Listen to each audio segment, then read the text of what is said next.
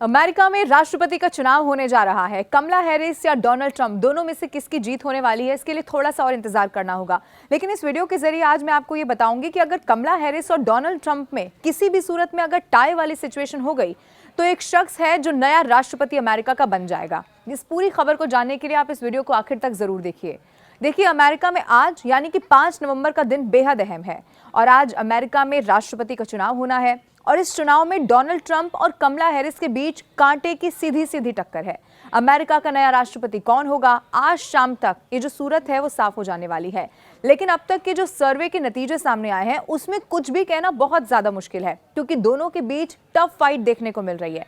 अब सवाल यह है कि अगर अमेरिकी चुनाव में डोनाल्ड ट्रंप और कमला हैरिस के बीच मुकाबला टाई यानी कि बराबरी का हो जाए तो फिर क्या होगा।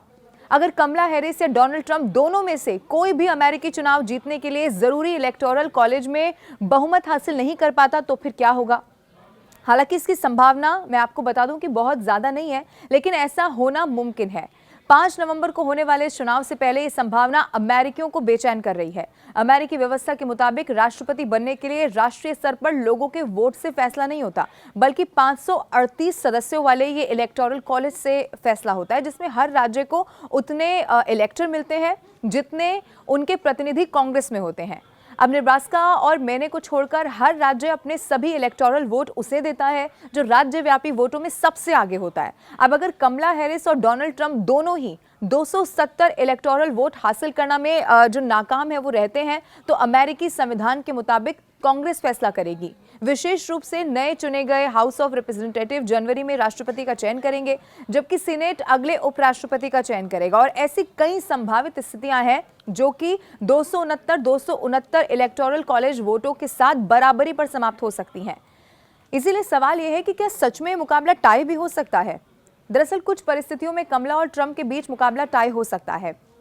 जब डेमोक्रेट कमला हैरिस स्विंग स्टेट मिशिगन और बताया जा रहा है कि इन राज्यों में जीत हासिल करती हैं, जबकि रिपब्लिकन पूर्व राष्ट्रपति Donald Trump Georgia, Arizona, Nevada और उत्तरी कैरोलिना, इसके अलावा एक वामपंथी झुकाव वाले जिले नेब्रास्का में अगर जीत हासिल करते हैं तो ऐसी स्थिति में मुकाबला टाई हो सकता है। हालांकि अमेरिका में डोनाल्ड ट्रंप और कमला के बीच मुकाबला टाई होगा, ये असंभव सी स्थिति जरूर कही जा सकती है।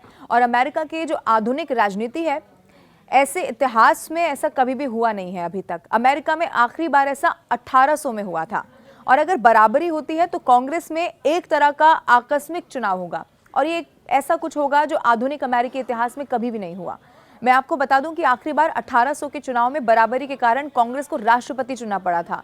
तब थॉमस जेफरसन और उस वक्त के मौजूदा राष्ट्रपति जॉन एडम्स के बीच मुकाबला था और बुरी तरह से बटे हुए सदन के सांसदों ने सहमति बनाने के लिए बहुत संघर्ष किया। फिर आखिरकार 36वें मतदान में जेफरसन को राष्ट्रपति चुना गया। इसको लेकर संवैधानिक नियम क्या कहता है ये भी मैं आपको बताती हूँ। देखिए, इस भारी उलझन के कारण 4 साल बाद अमेरिकी संविधान में 12वां संशोधन करना पड़ा था ताकि चुनाव से जुड़ी प्रक्रियाओं को कुछ हद तक स्पष्ट किया जा सके। अब इस बार अगर सदन का ऐसा वोट जरूरी हुआ तो ये 6 जनवरी 2025 को होगा। अब सवाल यह है कि टाई होने के बाद ये मतदान कैसे होगा।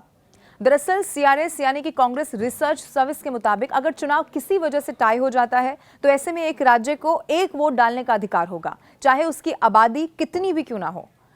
यानी कि प्रत्येक राज्य के प्रतिनिधिमंडल को अपनी पसंद के उम्मीदवार के लिए एक वोट डालने की अनुमति इसमें होगी।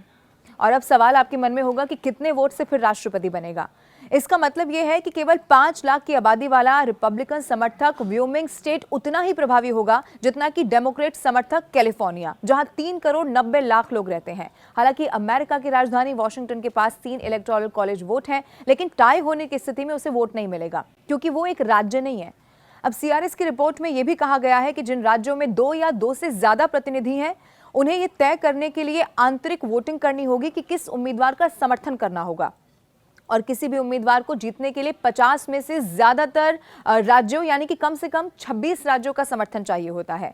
अब इस समय ये गणित रिपब्लिकन के पक्ष में जाता हुआ दिखाई दे रहा है, यानी कि 26 वोट पाने वाला पहला जो उम्मीदवार होगा वो राष्ट्रपति बन जाएगा। हालांकि अभी भी यही कहा जा रहा है कि ये जो स्थिति है ये सिर्फ एक केस है, यानी कि ऐसा बहुत होता हुआ दिखाई नहीं दे रहा है। लेकिन अगर ऐसा हो जाता है तो उसके बाद क्या संभावना बन सकती है वो इस वीडियो के जरिए मैंने आपको बताया। हालांकि थोड़ा सा इंतजार और करना होगा क्योंकि जो टक्कर है वो बहुत कांटे की है और अब इसमें कमला हैरिस की जीत होती है, डोनाल्ड ट्रंप के नतीजों के लिए थोड़ा सा इंतजार करना होगा।